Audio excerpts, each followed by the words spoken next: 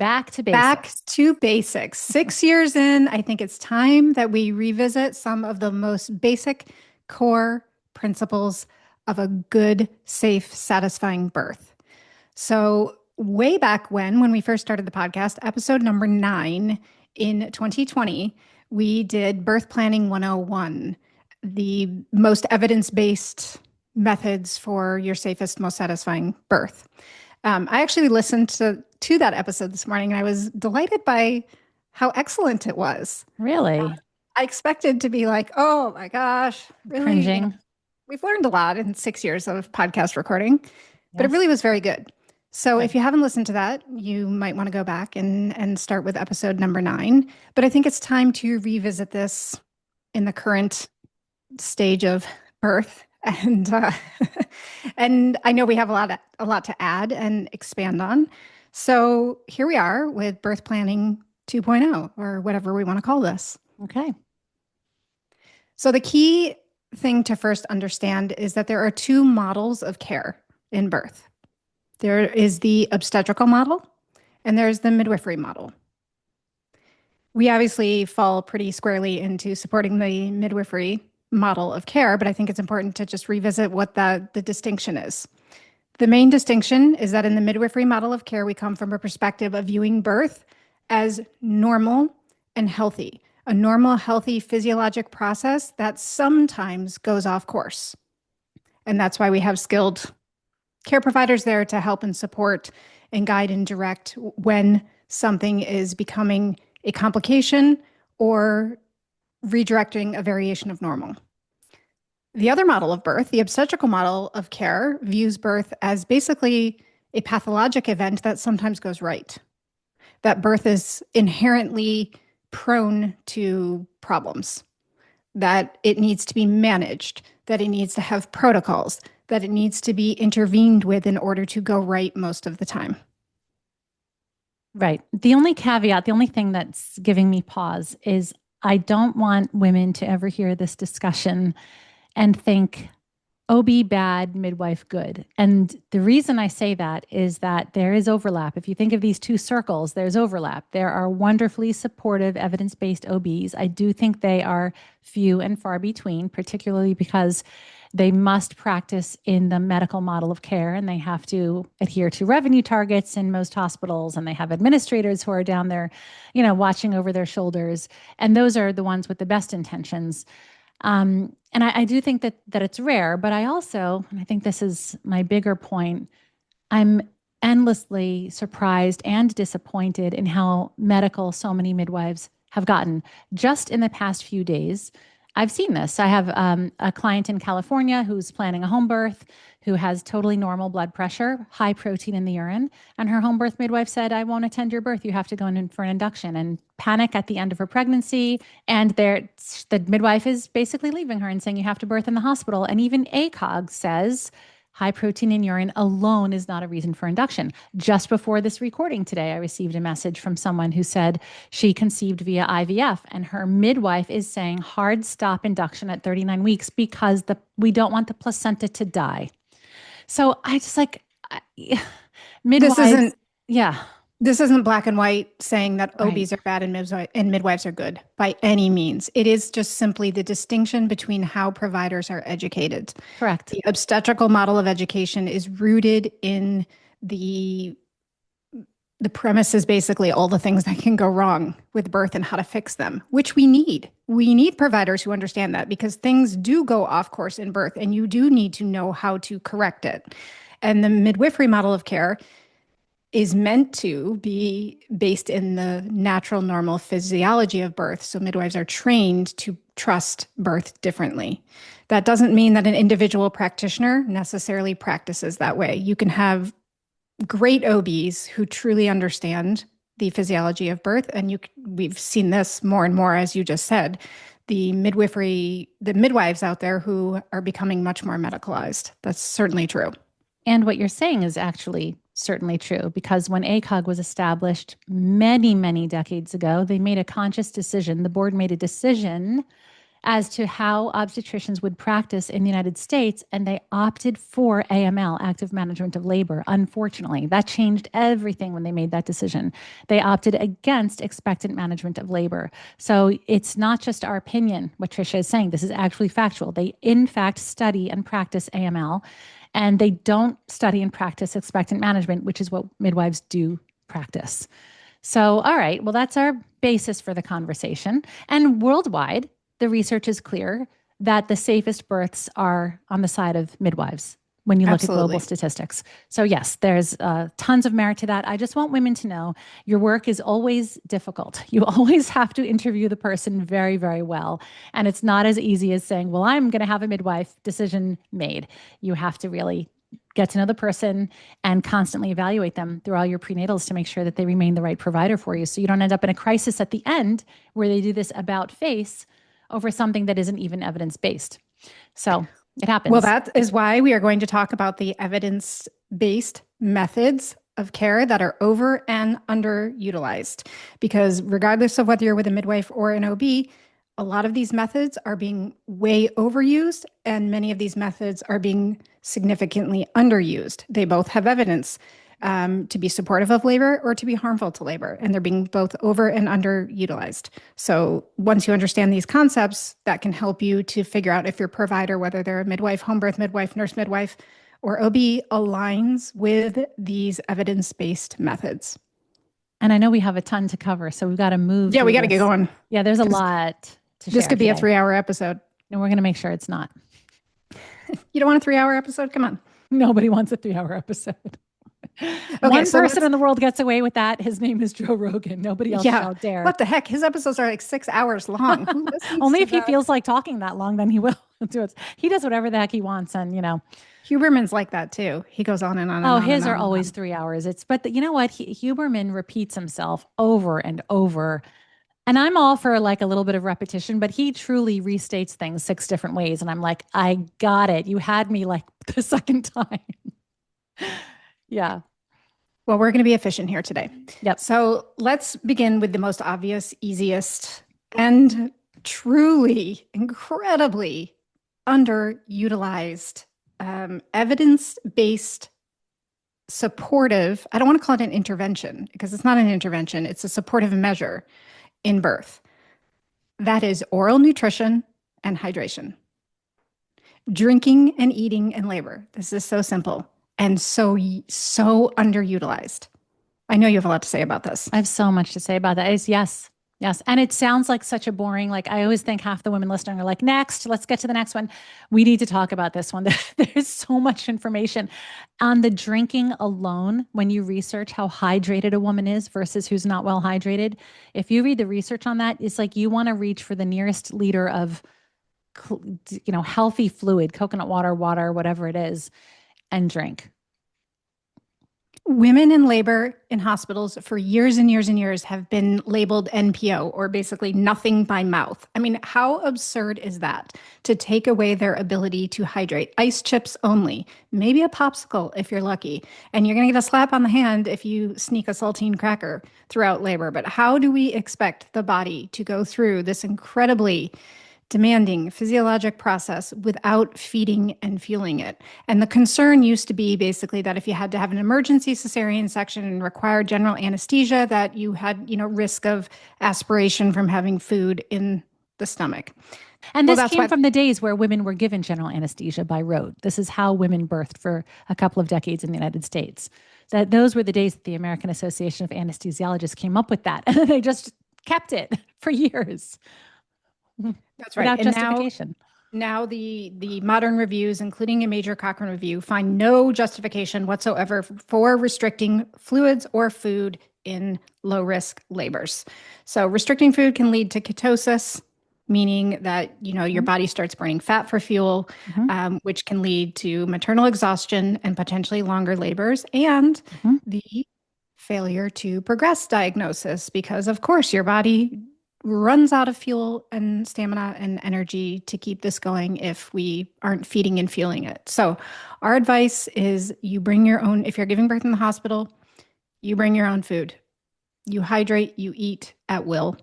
You do not worry about hospital policy because in many hospitals, this is still the policy. If you're giving birth at home, your midwife is going to be forcing food upon you, usually. Yeah, and if you're in a hospital, you don't sneak the food. I really have feelings around this. I've heard things from women like, oh, my doula was nice enough to sneak me food.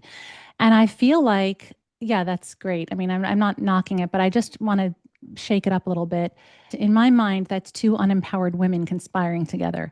This woman has the right to eat, full stop. She can sit there and order steak and potatoes and a piece of pie if she wants, and sit there tall in her bed with a fork and knife if she wants.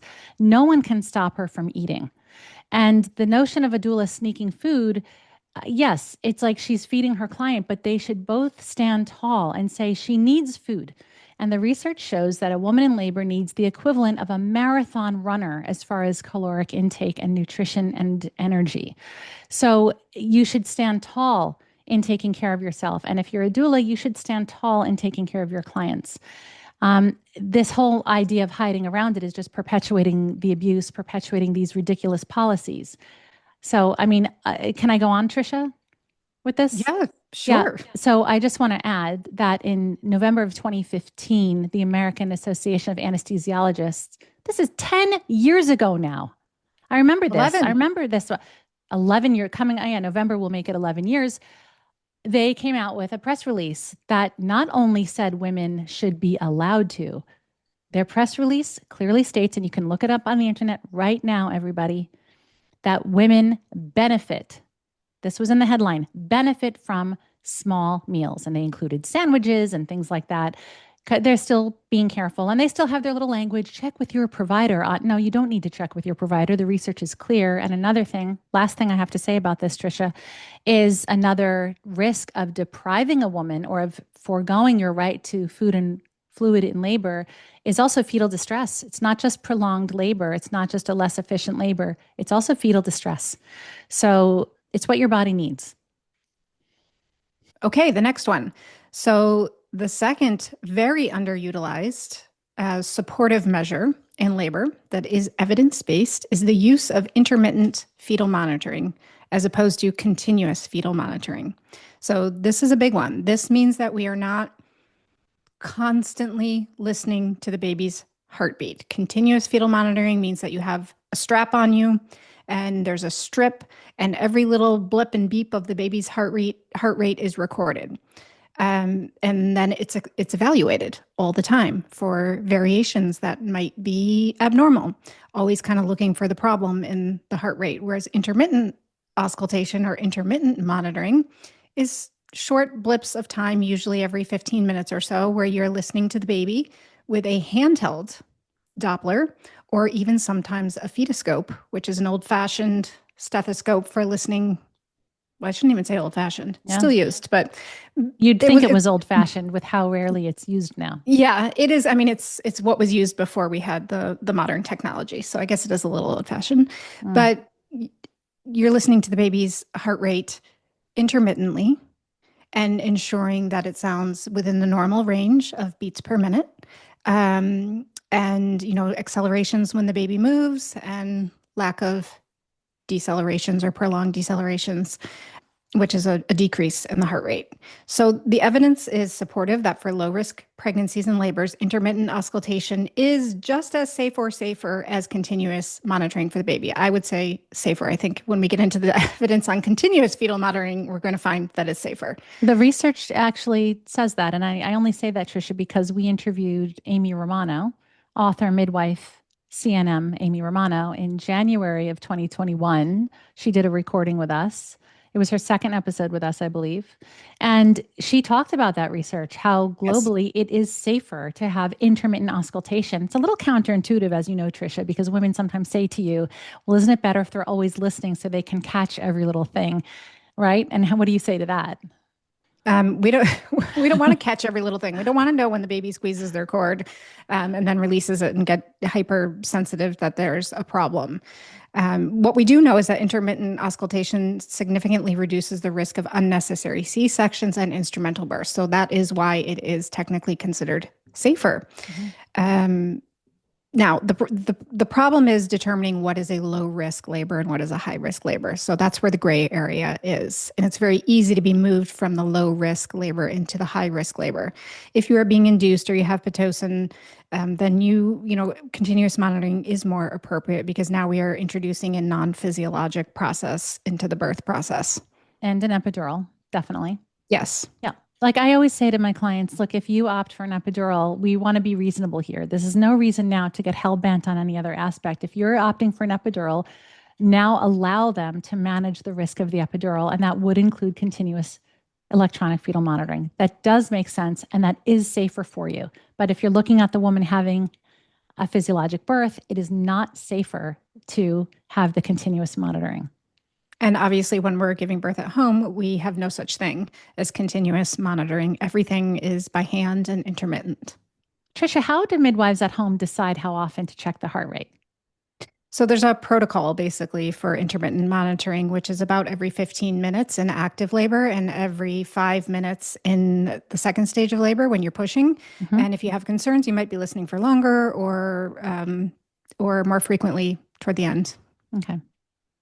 Okay, so number 3, highly underutilized, very effective, evidence-based method of supporting physiologic birth and transition is immediate skin-to-skin contact after birth. Now, this has improved. This has finally come more into standard routine practice in hospital birth, but not enough. It's not taken seriously enough because it is so incredibly important. And once again, if there's one single little worry about the baby, the skin to skin is quickly interrupted when the reality is, and the evidence is, that keeping the mother and the baby together is better for the baby.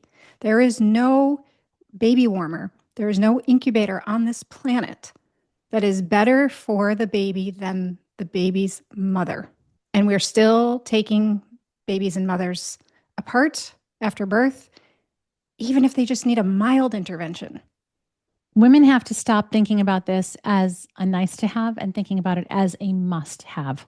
Because from the baby's perspective, even from your perspective physiologically, but from the baby's perspective postpartum, it is a must to be on the mother. No matter what else is going on, the baby needs to be in contact with the mother. And contact means skin to skin. And for too long, we think of this as a nice to have. Oh, that would be nice. That would be all natural and sweet if you can, if possible. And they truly treat it like I don't know, kind of like a non-issue. They just handle the baby, do their thing. I remember asking my doctor about this years ago. I didn't birth with her, but when I was planning to, I remember she's like, no, you get your baby for a while. Then we need to take the baby and do our things. I look back and I feel so mad about that. Like, no, you don't ever get to take my baby. I Right. can't We even have to believe I sat there and actually, listened to that. It's just crazy, but that's how we're led to believe. That's how we're spoken to. we actually have to start looking at it as harmful to the baby Yes. because it Yes. is actually harmful to their physiology and to their neural imprinting to separate a mother and baby after birth. And we're not just talking about 1 hour. We're not just talking about this golden hour. Mothers and babies should be kept in continuous skin to skin contact for as long as possible after birth. So the evidence shows that immediate skin to skin contact regulates the baby's heart rate, it regulates their breathing, it regulates their temperature more effectively than any mechanical warmer ever could, and it stabilizes their blood sugar. How many babies are taken to the NICU for low blood sugars? And then once they get in the NICU, they're trapped in there. Getting them out of there is like breaking out of prison. Mm-hmm. That's right. I recently had a mother and baby who her baby was kept there for 7 days because her baby's blood sugar was like 1 point off Well, from they come normal. up with reasons not to release the baby. We did a whole episode on Every day, this. Yeah. every day, one more Yeah. day, Yeah. one more day. They were holding her baby hostage over 100%. nothing. And also, she wasn't able to be skin to skin because they're very restrictive about how much contact you can have with the baby. And of course, once she finally demanded being skin to skin and spent 24 hours with the baby skin to skin, the blood sugar stabilized, the baby was fine, and she was able to get out. I so often have the thought when I hear these stories, and I've heard stories like this thousands of times, I so often have the thought, like, I picture these providers and I keep thinking, you shouldn't be in the business of working with babies. You don't belong working with babies. You don't understand babies. And I often have the thought about women. You don't belong in the business of tending to women. Even female providers, I have said that about. You don't belong in the business of tending to women. If you don't understand women and their bodies and their needs and their emotions and what they need from you as a provider, first and foremost, before your experience, if you don't have an emotional intelligence and an awareness of your client, you don't belong working with women. There's probably another line of work that's better for you. But too often we have people in this industry who they're just there for different reasons. I mean, remember how I called out Mount Sinai for how they were sharing on Instagram their latest class of interns who were becoming obstetricians. And they asked them each to do like a little post on themselves on their Instagram page. Like, what's your favorite hobby? What do you love to do in your free time? Where did you grow up? And they were all almost entirely young women who were obstetricians, almost entirely young women. And all but one of them answered the question, why did you become an obstetrician? All but one of them said surgery. I've always wanted to be a surgeon. Surgery, exclamation point. Right. And one of them said to witness the miracle of a baby being born day after day. Well, there you Well, go. this is why birth doesn't belong in the institution of medicine, because they're coming at it from a medical perspective and it just doesn't belong there. But how crazy. It's attracting people who want to be surgeons. It's attracting those people. Doesn't that tell you everything? This field needs surgery in it. It needs surgeons in this field. But if it's attracting people who want to do surgery, then there's way too much surgery. They should be drawn to some other line of medicine because this should be the one part of medicine where there's almost no surgery. They Right. shouldn't all be flocking to obstetrics. All right, anyway, I said we had to move fast, so I have to get off my little. Well, we can't move on from skin to skin without just briefly touching on the work of Dr. Nils Bergman, because he is the one who is the forefront leader in this and coming up with some really incredible information. And most of his work has to do with low birth weight and preterm infants around the world, and how important skin to skin is for helping those babies thrive. But whatever is working for a low birth weight and preterm infant is also working for a full term healthy baby, right? So it's an enhancement.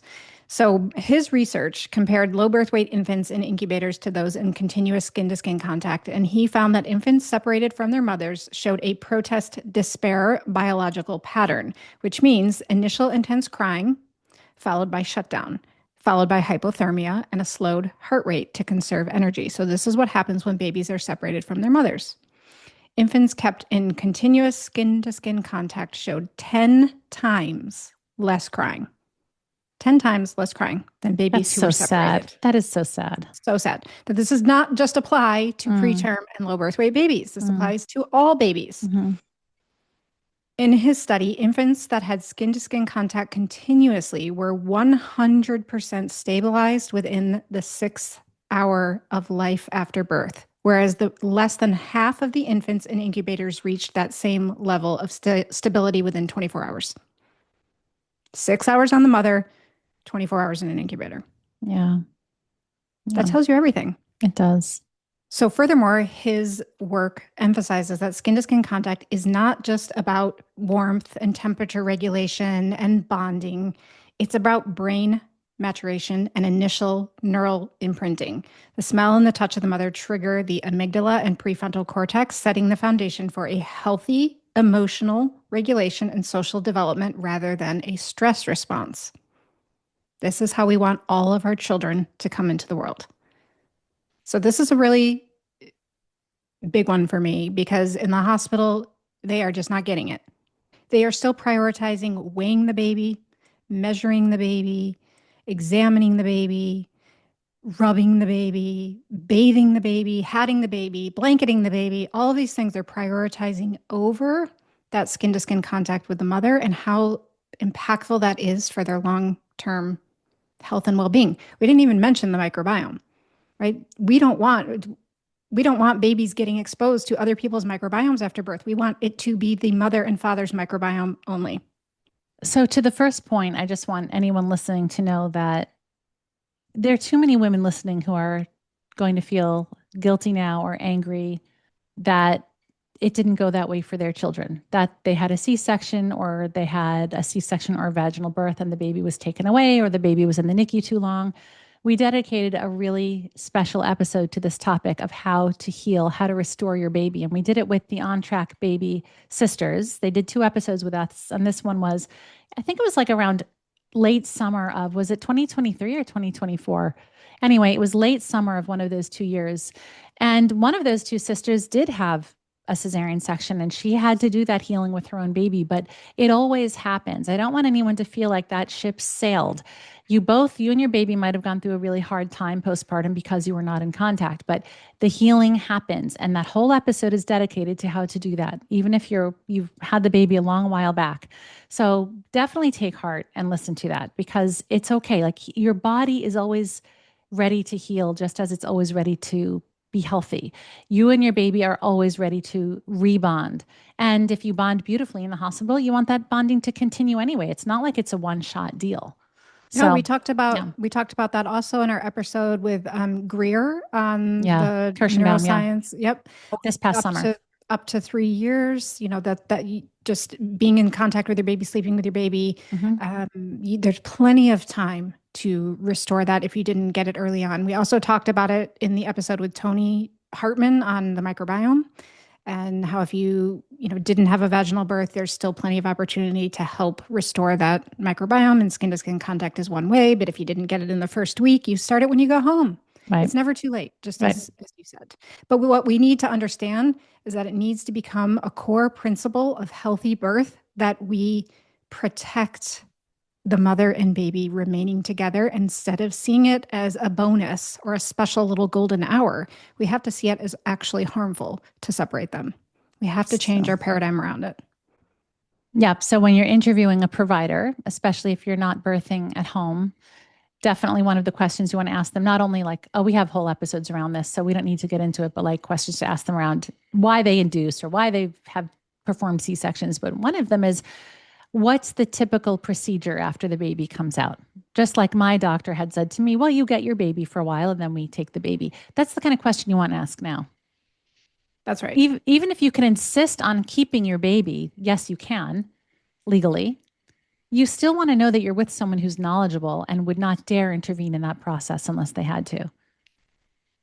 I would go so far as to ask, how will you handle any gentle resuscitation that my baby might need after birth? Will you take my baby? Will you cut the cord? Or will you agree to help support the baby transition with the cord intact and on my body? Right. Okay. What's All next? right, next one. Okay, big one. Okay, the evidence is highly in favor of VBAC. So, one underutilized method of supporting physiologic birth, highly evidence based, is choosing a vaginal birth after a C section. The evidence says that for the majority of women with one previous C section, a VBAC is the safe and appropriate choice. The success rate of achieving a vaginal birth is approximately 60 to 80%. Now, we know it's actually higher than that if you have a provider who believes in VBAC and doesn't consider this a trial of labor, but actually believes that this is the right move for you. Because we see in women who are having home birth after a cesarean and HBAC that they have success rates over 90%. Mm-hmm. Yeah, I don't respect providers who say to a woman who's had a C-section, well, so what do you want to do this second time around? Do you want to schedule your C-section? Do you want to? They should care greatly about discouraging a woman from doing that, because statistically, it's so much worse for her and her baby. C-sections they're such a blessing when they're actually needed, and we keep muddying the waters by recklessly doing them. Right. And the more C sections you have, the more increased risk you have for chronic health issues as time goes on. The trade off in choosing a repeat C section is that you avoid the very small risk of uterine rupture, which is less than 1%. However, you increase the risk of things like infection, hemorrhage, complications in future pregnancies like placenta accreta or pelvic floor dysfunction, um, bladder dysfunction. There are so many things, and it's also an increased risk to the baby to be born by C-section rather than VBAC. Yep. So this one is still way underutilized. Most women are eligible, and what are the statistics are something like 13 to 15% of women are having them. Very small number. Yep. But for the women who seek to have a vaginal birth, those numbers are very high. It's just they're discouraged at the first step. That's right. Okay, number 5. This is an easy one. We all know this, but it's still worth talking about. Being upright and mobile in labor. Too many women are still centered in the bed when they are giving birth. The bed needs to become an abstract, distant part of the birth room. It's the focal point of a birth room. I tell mothers when they go to the hospital, throw all your crap on the bed. Make it difficult to get into bed. Treat it like it's the couch or the floor. Put all your stuff on it so you're not tempted to go in there and you have to go through an effort to get yourself into the bed. Because if at some point you actually do want to get in the bed, because you might get tired, you might want to take a nap, you might want to rest, that's fine. But it shouldn't be that you come into the room and you get put into bed and there you stay and there you give birth. Treated like a patient. You've got to stop thinking about yourself as a patient, just as a client. It changes everything. A regular client would not belong laid up. But Trisha, why don't you tell everyone why it's so important to be out of the bed? It's not just because once you're there, they're more likely to tether you in some way, but the freedom alone is valuable. But tell them physiologically why this is so important. This is huge. It's huge. It's major. It's game changing for birth. And again, it's like it's a barrier because of the way the hospital room is designed. And we have to recreate the space so that this can stop being such a barrier. Because an upright position allows one, gravity. Hello, like how simple is that? Gravity to push your baby down and out. We need that. We need that. We need to use that to our advantage. Gravity is very, very important. That helps your baby descend. It puts the weight of the baby's head on your cervix, the weight of the baby's head on your cervix, and the pressure of the contraction with the gravity is going to make your cervix dilate and open. If you're on your back, you're on your side, you're not using gravity, your contractions have to work harder. You're taking away a really essential force in helping you. Upright positions also change the shape of the pelvis. That is what we need to get a baby to fit through. It's a tight fit. It's supposed to be a tight fit, but when you're upright, your pelvis can open by 2 centimeters more. That's huge. 2 centimeters is a ton. Yes, yeah. around 30%, up to 2 centimeters or so.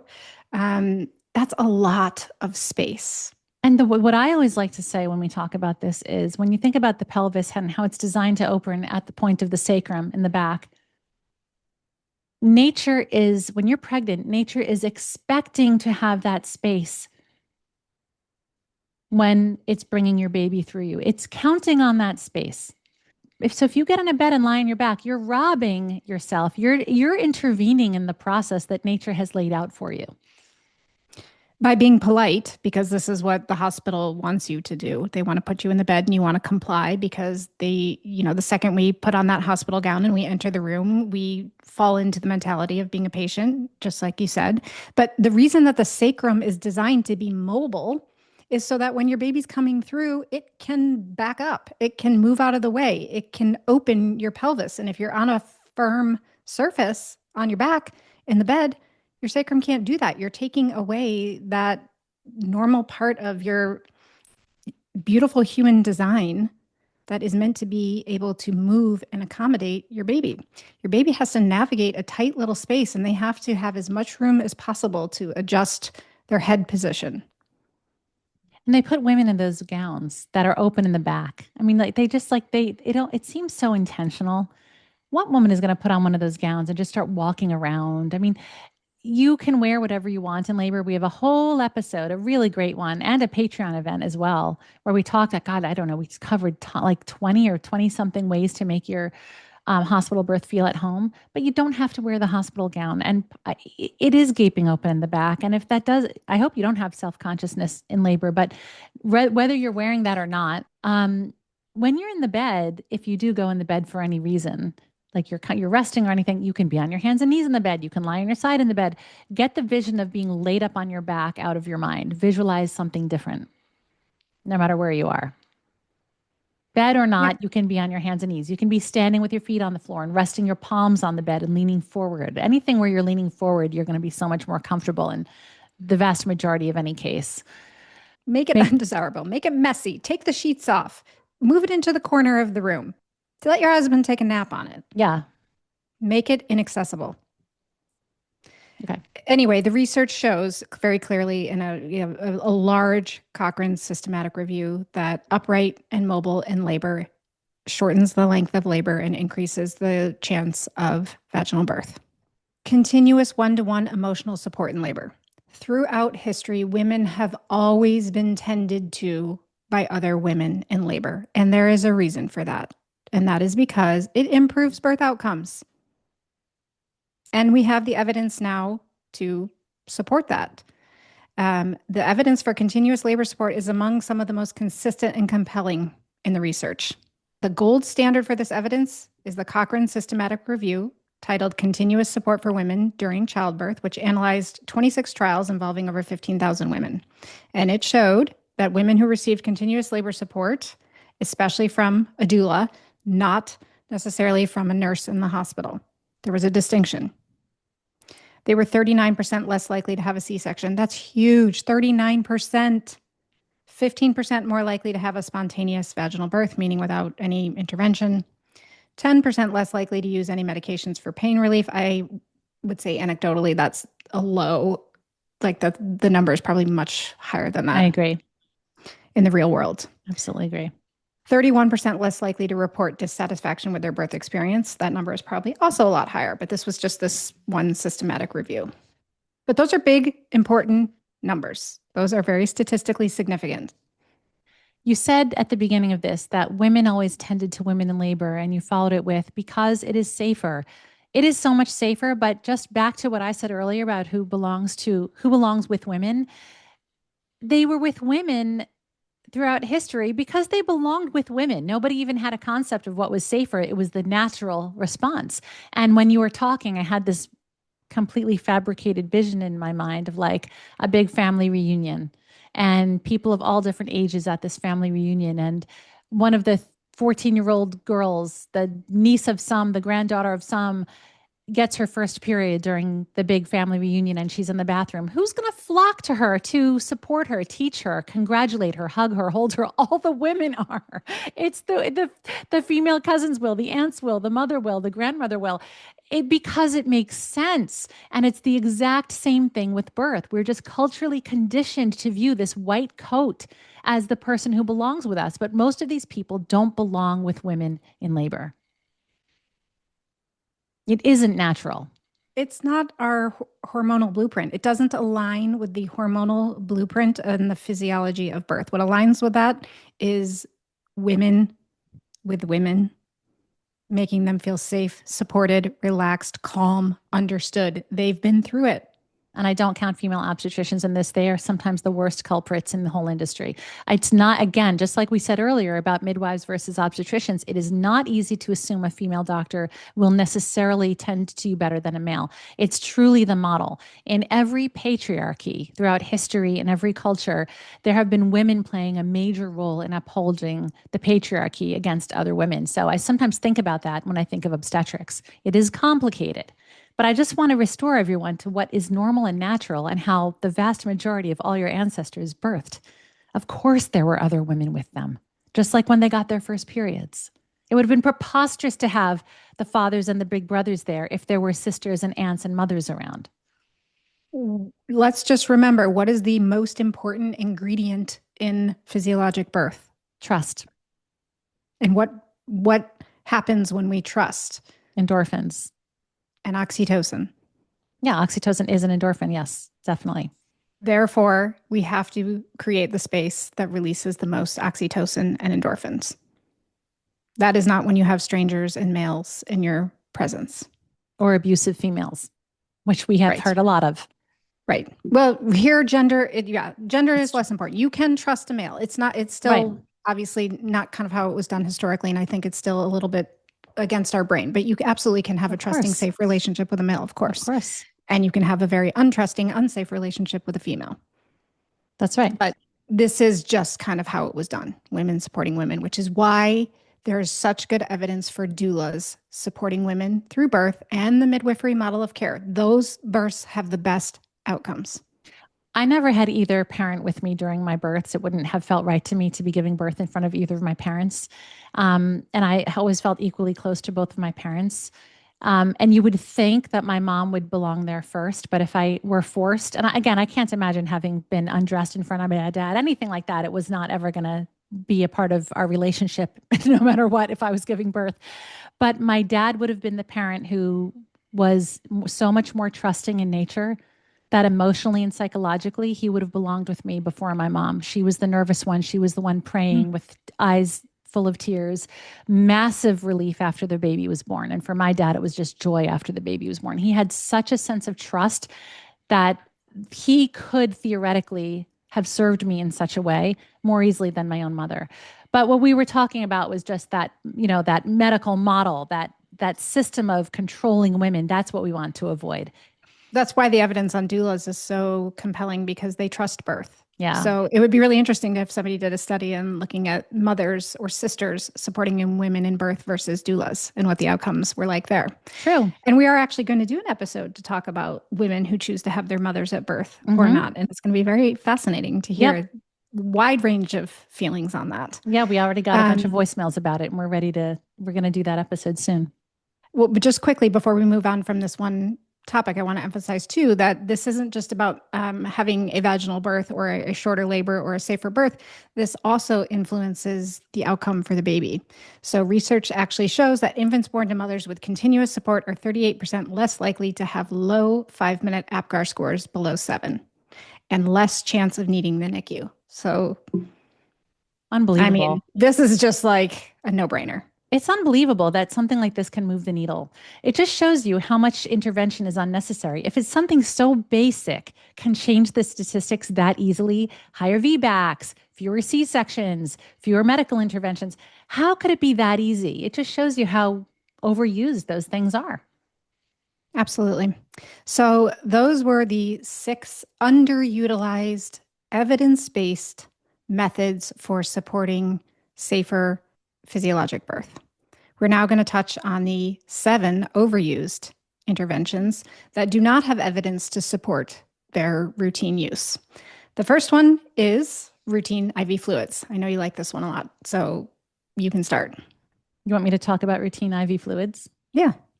I do. I normally have a lot to say about, but I don't know what you expect of me. Yeah, I mean, But just say your feeling, just whatever comes this to is mind. highly controversial. It looks very innocuous because it's just saline, but there are numerous side effects linked to giving a woman unnecessary fluids during her labor. Even just a hep lock not attached to anything changes things. So I'm anti hep lock. I'm anti fluids in labor without a very compelling reason. When hospital says it's hospital policy, we need to give you IV fluids. Mainly that's to deprive you of drinking gastrointestinally the way you need to. But also, it's just one step closer to all their interventions. So when they're like, well, we just need the hep lock in, just let us put the hep lock in. I'm against that. I don't think that that's appropriate. I don't think it's evidence based at all. And no one ever talks about the risks. I mean, it can go so far as to interfere with breastfeeding. It can inflate a baby's weight, which can That's a very important one. it can wreak havoc on the breastfeeding experience and the stress it can cause the mother. So this is just it. The problem with this one is it looks so innocuous. It Right. looks so very harmless. It's just fluids. What can go wrong? If there's not a reason to do something, don't do it. The evidence is just not there to support it as routine use. And a hep lock is certainly better than being hooked up to an IV pole. That is obviously extremely restrictive. That is going to make you be forced into the bed, which is exactly where we don't want you. But I think the one of the biggest risks is it does lead to an easier start to the cascade of interventions. It does change your mindset about your being a patient versus, being just a birthing mother in a hospital. And it leads to a lot of unnecessary intervention with early use of formula unnecessarily in babies because they had an exaggerated weight loss because you were inflated with extra fluids. Therefore, they were inflated with extra fluids. Therefore, when they diurese after birth, they have a birth percentage weight loss greater than the 10%, which is basically automatic. Your baby needs formula. Exactly. It's one intervention leading to another, but who would ever think that that one leads to anything? No one ever thinks about that one as being risky, and that's havoc. when you're in that breastfeeding stage. It's tremendous stress. It's a tremendous unnecessary intervention if it goes that way. But just the anxiety alone, what happens to women when they're afraid of their baby's weights. I recently suggested that if I were having a baby today, I would not weigh my baby until 24 hours later. Well, And that is, and a lot of people were like, wait, why? I don't get that. What's the reasoning for that? Yes, it would be difficult to wait because, of course, right after birth, everybody's so curious. What did the baby weigh? What did the baby weigh? You want to know. I would want to know too. But I would still wait because it's an unnecessary separation between the mother and baby. And at home birth, it's generally not too risky, right? They weigh the baby right next to you and the baby goes right back to you. I still would want more continuous contact than that. But in the hospital, it could lead to an hour of separation.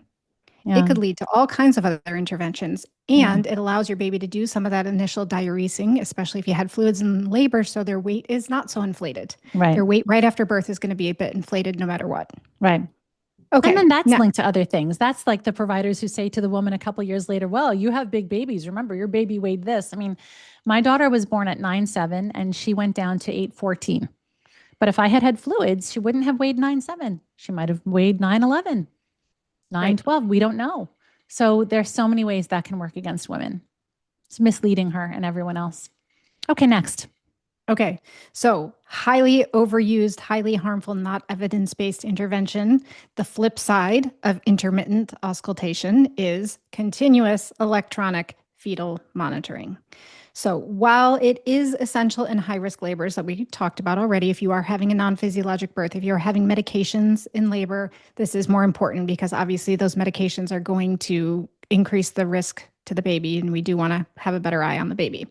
But in low-risk birth, it is more harmful than helpful, more harmful than helpful. It requires you to be in the bed unless you get telemetry, which is an option. And if you do need continuous monitoring, I highly recommend that you get telemetry, which is the method for continuously monitoring a woman, but she can be mobile. So you're basically taking that monitor with you everywhere you go. It's not the same as being untethered, though. It's still something you got to drag around. It still limits where you go. You're not going to go up and down stairs as freely. You're not going to walk as much freely. You're not going to get in and out of the shower as freely. You're not going to move as freely. But it is a way better option if you do have to have continuous monitoring, which many births do. Okay. So, decades of data show that continuous electronic fetal monitoring does not reduce the risk of infant death in low risk women. It just doesn't. So, we're not using it unless we have to. It was never invented for low risk women. It was created for high risk women, just like ultrasound. Everything that's created ends up being applied to all women. They start these things just for the high risk women, and without fail, it ends up applying to all women over time. Everything. Induction is another one. It was just for high risk women. Now it's everyone. Okay. Next. So let me just state the data because I think it's important. Next. Okay. I know we're running out of time.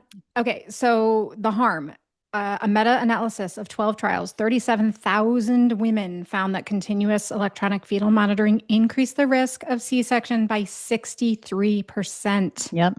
Huge. Yep.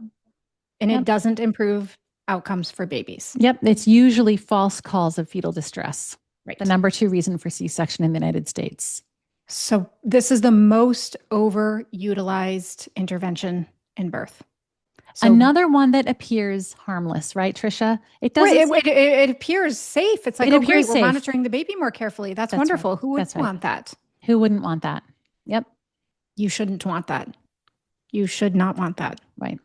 Okay. Big one, routine induction of labor at 41 weeks. So now this has moved back a lot. Oh, yeah. Now it's 39 and it's moving toward 37. It was 42 before, and that was evidence-based. At 42, the risk of stillbirth doubles. There's a few different studies on this. Back then, it went from like 3 to 6 in the numerator. Now, I think it goes from like 17 to 33 out of 10,000. That was the one where they drew the line because they just said, all right, at 42 weeks, going from 42 to 43 weeks, women can go to 44 weeks. That's where they drew the line. But yeah, you and I have witnessed it. I remember the decade after that they would say 41 and a half. Oh, we stop at 41 in 3 days. That's where we induce. That's where it makes sense to induce. Then they moved to 41. And now you and I see a very new trend. They're going back to 39. And we have a whole episode on all that and a whole event on the Arrive trial and how poor it was and how misleading it was and how they manipulated the answers on that and tricked people about the outcome on that. Very poor study. Even ACOG said it had to be redone. Now you and I are hearing even up to 37, right? In one of our recent episodes, I shared a story about a woman who was induced. They wanted to do a C-section at 37 weeks. This is what they've gone full circle, despite all the research. All right. Well, we have a lot of episodes on induction. We have a lot of Patreon events on induction, on Pitocin. But in my opinion, if you're pregnant, this should be a very, very hard sell. It should be very hard to convince you to be induced. There are times it makes sense, but they better demonstrate to you that induction makes much more sense than continuing to remain pregnant. For example, if you have preeclampsia, remaining pregnant is very risky if you have severe preeclampsia. That's one example.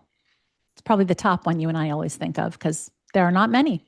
There are not many good reasons to induce a woman and a baby. Yes, and we specifically went through all of the reasons. I don't believe that was a regular episode. I believe that was a Patreon episode. Yes, we did do a couple on this in Patreon. Yeah. Yep. The number 4 reason for overuse of intervention in labor that is not evidence-based is strict labor parameters following the old Friedman curve. Strict labor parameters lead to a diagnosis of failure to progress, which is the leading cause of C-section. Fortunately, ACOG has finally come to their senses and now considers a woman to be in active labor at 6 centimeters instead of 3 or 4, which is what it was before, which is a huge move in the right direction. I still don't believe in any time parameters whatsoever on labor, but the fact that we have moved the bar out to 6 centimeters is huge because previously women were expected to dilate a centimeter an hour and you were considered in active labor at 3 centimeters. And many women aren't even close to being in labor at that point. And many of women have had unnecessary diagnosis of failure to progress because of those tight time frames. Well, as I always say, don't let anyone turn this art into a science. That's absolutely right. Why were you even checking the cervix anyway? Why do we even need to know these numbers? There's a lot that you can know about a woman in her progress in labor without checking her cervix. If you watch a woman, if you understand enough about the physiology of birth and you have seen enough physiologic birth, you will know. You don't need to ever put your hands inside her cervix to know that she's progressing or to know that it's time to push or to know that her baby is about to be born. Yep. And the duration of a woman's labor tells you nothing about the outcome of her birth. For women who take longer to give birth, it doesn't tell you about their outcome. It doesn't indicate a different outcome. It's just a longer, slower labor, period. But the thing I really want women who are having hospital birth to understand from this conversation is that you are not even considered to be in active labor before that 6 centimeter mark. So there are no time frames that should be put upon you. And really, we don't want them after either. But this is still something that I think is not fully implemented in hospital birth, and women are still being told that they need Pitocin, they need augmentation, they need to move things along, they're moving too slowly. And that just starts that whole cascade of interventions.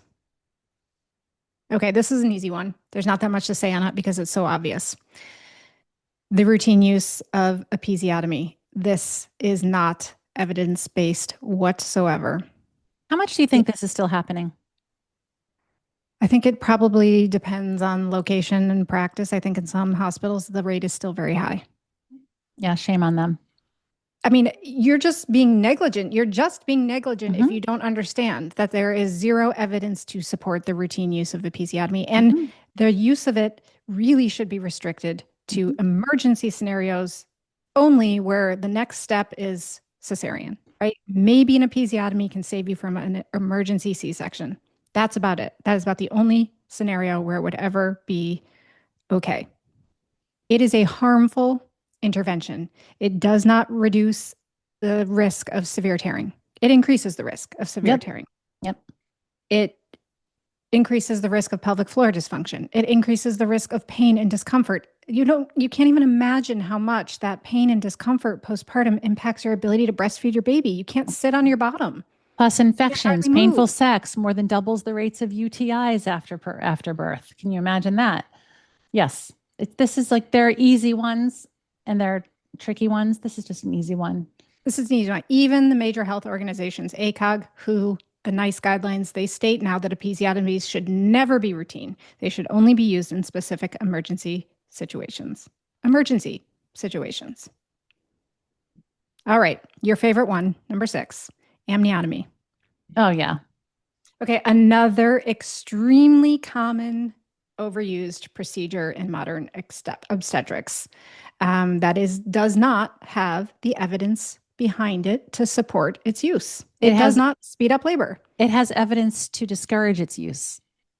It's dramatically linked to worse birth outcomes, more painful births, much higher rates of C-section, malpositioned babies. I just find More it pain, more I pain in find it to labor. be disrespectful on top of it, like an episiotomy is. I find it to be, I don't know if the word is arrogant. There's something about it that really bugs me. Like where a provider says, well, it's time to break your water. Oh, really? Really? It's time? Like you're the one to declare it's time. How about the body and the baby declares when it's time? I can't get over how presumptuous it is for a provider to say, it's time to break your water. Oh, really? You just have this magic skill in knowing the perfect moment it should happen. Well, if it were the perfect moment, it would be happening. And there's no Well, point by which, I want women to know this, there's no point by which your membranes should have released. You can't go so far down the birth where it's like, oh no, they didn't release yet. They can stay intact till the baby is out and fully in the amniotic sac. It will almost definitely release before that point. I think that happens 1 in 1,000 times. It's very cool, but it never has to be broken, and it causes all kinds of harm. I just it's this is it the no brainer of no brainers to me. This the one, interesting thing though is it is still included in the routine protocol for augmentation of labor. which So is if there crazy is because ACOG concern, says they shouldn't do it anymore. but they still They're have kind of it. They still have it in for a diagnosis of arrest of labor in the first stage. ACOG requires that a woman meet the following criteria. She must be 6 centimeters dilated. Her membranes must have be ruptured, and she has failed to progress despite 4 hours of adequate uterine activity or 6 hours of pitocin. So they well, still require the it. way I hear it differently. And you're the clinician, and maybe you are hearing it right. But the way I hear that is, if I were an obstetrician and I were looking at those guidelines, I would ask myself if her membranes have already naturally released, and if they have, and all those other criteria are met, then it would be what they call arrest of labor. I, No, I they would don't rupture consider that. them. They would rupture them, That and doesn't then they would, count though to me. Then how can you call it the diagnosis if that's not the natural condition, right? because it would be the last step in seeing if she could progress. Okay. Now we'll Yeah, I rupture your mean, bag of water and see if you still don't progress. it So gives them permission to, that's for sure. that's right. But it's not evidence based to shorten labor, and it comes with risk. It increases the risk of fetal distress. It increases the risk of umbilical cord prolapse. Now, there's some nuance there because it depends on, there's certain scenarios where that risk is increased and other scenarios where it's a less of a risk. Thank you for using the word nuance well. Did I? It's a great word. Well, everyone's overusing the word nuanced lately, and No, I'm always I getting don't all use like, that one much. everyone's Let's always sit like, it's there. a very nuanced discussion, and you Oh. actually just used it perfectly well. Yes, it was very nice. I'm always rolling my eyes at how everyone's using that word all the time. They call Oh, everything a just nuanced like the discussion. overuse of pivot and narcissist and Pivot. You know the um, scene in Friends, right? Oh, you don't know it. Of course you don't. There's a probably don't. hilarious scene from Friends where Ross says the word pivot. Everyone should go look that up, but everyone already knows it. I have to Okay, send it to I do not like that one. you. That what? The word Gaslighting, pivot? that's another one. Guys, well, that's a real thing. I'm okay Yeah, with but that people word. way overuse it. It's a real thing. So is nuance, so is pivot. I'm so Just use it glad. carefully. Don't overuse it. Exactly. Things get It's a good word. overused It and makes they get sense. cliche. Right. It Well, just becomes cliche. yes. Yeah. Okay, go on. Okay. Sorry for the Anyway, interruption. okay. So cord prolapse is nuanced. Okay. Increased risk of infection. This is very real. Okay. You break your bag of water, your risk of infection goes up immediately. Yeah. And increased maternal pain. And what is not on here, which should be, is increased risk of malposition of the baby. Absolutely. They can drop asynclitic. Yep. What about GBS Or positive? Oh, go ahead. not drop, they can just have the inability to move out of Right. asynclitism. Yeah, they can drop down lower without water, without that resource to be able to move freely and tuck their little chin and be put in that position because we robbed them, there's that word again, of their resource of water, which they were using to move around. Trisha, what if a woman is GBS positive? Isn't that even like further risk if they're releasing the membranes of a woman who's GBS positive? Yes, because it increases the risk of the baby contracting GBS, but Very serious. her risk of getting an infection is the same whether she can just as easily get an infection without GBS, but the risk of the baby getting GBS infection is higher. Exactly. That's what we were concerned about. GBS Right. early onset disease. Yep. All right, finally, number 7. So easy to understand. So much common sense behind this. Do we really need evidence to prove this? No. But do we because otherwise practices don't change? Yes. I'm sorry, The what's number harm, 7? I'm not following. Could you say sorry, it yet? I just had to really lead up to You it have to say a few things about because it first. Just tell us it's what such it is. common sense to What is me. it? Gosh, should I Okay, guess? now you have to No. guess. Now, how can Come I on. Common sense. give me a hint Second stage. related to pushing? Yes. Um, The use of force or directed pushing. oh yeah, yeah, yeah. Pushing on somebody else's terms, not pushing with your body, not pushing physiologically. Right. Um, this is not helpful. And this is how birth has been managed in the hospital for a very long time. Um, I think it might be changing a little, but it doesn't help. It increases the risk of the baby having heart rate abnormalities, deoxygenating the baby. It increases the risk of pelvic floor and perineal damage. Yeah. It increases the risk of maternal fatigue and stress. Purple Yep. pushing. We've all seen women whose eyes are been completely bloodshot from pushing so hard, Yep. popped veins in their face. I Yep. mean, it's absurd. This is not necessary. Your body knows how to push your baby out. You do not have to force it. Yeah, I think that there are two reasons that they've gotten away with this and this has become the norm. One is that so many women get epidurals and therefore they have to be coached and guided. So that's going to But happen they with don't. right. They think they do, but they don't. Right, right. Well, let's put it this way. So many women get epidurals and then they can't feel anything anymore. So they turn to their providers for guidance on getting their babies out. And second, there's so many women who've never given birth before and they just are so in the mindset of quote not knowing how to do this and I've never done this before, and most nurses or doctors are all too happy to sweep in like the experts, like, okay, here's what I want you to do. Here's what I want you to do. Like, grab your knees, pull them, all these random arbitrary things like grab your knees and pull them up, or hold your breath and count to 10, or hold your breath and count to 3, or breathe like this, or puff, puff, puff your exhale. It's ridiculous. And I just want women to know one thing that should settle all of this. Your baby is going to come out with or without your participation. Therefore, there's nothing you have to do. If you're having a physiologic birth, just listen to your body because you very well may have an irrefutable urge to bear down and like you, that's not a decision you make. That's just happening. If it happens, go with it. But some women just rest there very easily and the babies just slip out gently. So there's nothing you have to do. And that's, I think, the key premise to why this practice has taken hold of everyone telling women how to push their babies out. Yeah, and you're absolutely right that it has come a lot from the use of epidurals and the eagerness to get a baby out and the timeframes that ACOG put on normal second stage. Oh, if you're a second time mom, you know, it's a prolonged second stage if your labor takes more than 2 hours or 1 hour or whatever they used to say. I mean, it's just absurd. Your uterus will push your baby out, like you said, whether you do anything to work with it or not. And if you are unmedicated, you're most likely going to feel it. We do have some reports of women who haven't felt it at all, which is unusual, but can happen. Most women feel it quite intensely and want to work with it, and their body naturally works with it. And that's the best way to do it for you and your baby. But if you do have an epidural, you don't actually have to do anything. Your uterus will keep contracting, the baby will come out. especially if you're off your back. But if you have an epidural and you want to work with it, you can turn that epidural down so you can get a little bit more sensation to work with your baby. So the other thing is that it's normal when you are fully dilated for there to be a pause. We don't have to start pushing the second we're 10 centimeters. We don't even need to know we're 10 centimeters. We don't even need to know we're fully dilated. As your body is ready, it will start to move down into the pelvis further through the cervix, and you'll feel the sensation and the natural urge to push. Lastly, there's a lot of pressure that once the baby's head is out, to get the rest of the baby out immediately or get the baby born in one single push. Okay, here comes the head. Now the head should be immediately followed by the shoulders and the body. That is not how normal physiologic birth works.